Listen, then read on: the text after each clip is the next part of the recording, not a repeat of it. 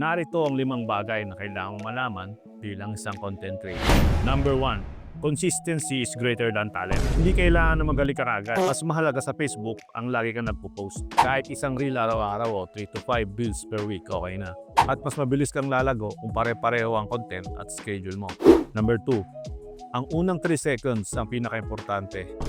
Mabilis mag-scroll ang tao. Kaya kapag hindi interesting ang 3 seconds mo, patay na kagad ang reach. Number 3. Mas mahalaga ang watch time kaysa sa like. Mas tinitignan ni Facebook kung gaano katagal pinapanood ng video mo. Mas maganda ang 7 to 30 seconds na video na paulit-ulit na pinapanood. Number 4. Captions at hashtags ay mahalaga. Lagyan din ng subtitle kasi maraming mga nanonood na nakamute lang.